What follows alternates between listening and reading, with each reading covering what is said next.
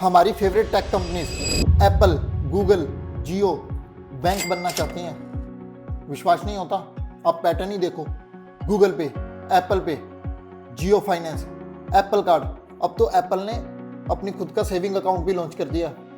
आजकल हमारा पैसा बैंक से ज़्यादा ऐप्स पे रहता है। हर क्यूआर स्कैन, हर यूपीआई ट्रांजैक्शन किसी ना किसी टेक कंपनी के सर्वर पे लिखी जाती है। पर आपने सोचा कभी गूगल, एप्पल और इन टेक कंपनीज को बैंक बनने की क्या जरूरत पड़ेगी? इनके पास तो ऑलरेडी बिलियंस ऑफ यूजर्स हैं। फिर ये पैसा क्यों मैनेज करना चाहते हैं? यार ये शिफ्ट किसी ने नोटिस ही नहीं किया। Technology company silently finance industry की बैकबोन बन चुकी है।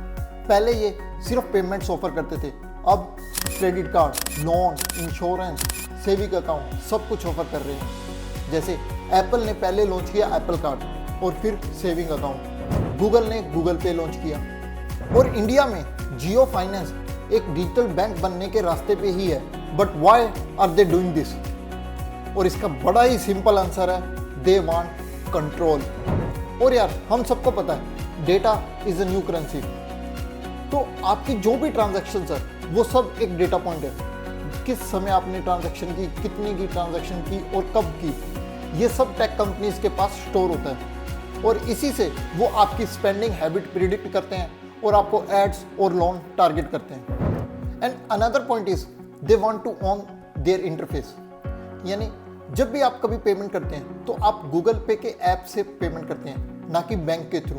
एंड और लास्ट, नेटवर्क इफेक्ट, जो कि एक मोनोपोली है। इनके पास ऑलरेडी बिलियंस ऑफ यूजर्स है जो डेली यूज करते हैं और अगर फाइनेंस इसके साथ इंटीग्रेट हो गया तो इनकी मोनोपोली बन जाएगी और दूसरा प्लेयर घुस ही नहीं पाएगा। That's why they want to become your financial home screen. अब सवाल ये है, ये कंट्रोल आएगा कैसे? सबसे पहले back and integration. Google, Apple या जियो ये कोई बैंक नहीं बन रहे, ये बैंक के ऊपर लेयर बन रहे हैं। बैंक रहेंगे बैकएंड में और जो यूजर इंटरफेस है वो रहेगा इनके हाथ में। सेकंड, एल्गोरिथमिक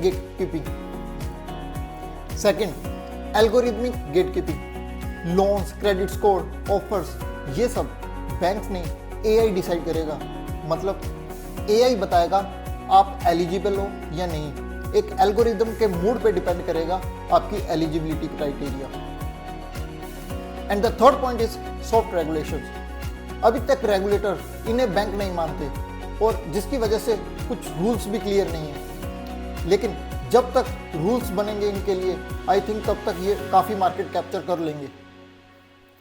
सोच के देखो, जब एक कंपनी के पास तुम्हारा डेटा भी है, अटेंशन भी और मनी भी, तो वो सिर्फ एक कंपनी नहीं रह जाती, वो एक डिजिटल गवर्नमेंट बन जाएगी।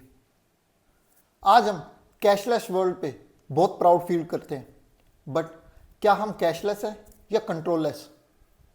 सो नेक्स्ट टाइम जब भी कभी आप कोई गूगल पे या किसी भी फ़ोन ऐप से पेमेंट करें तो एक सवाल जरूर पूछना, who is in control of your money?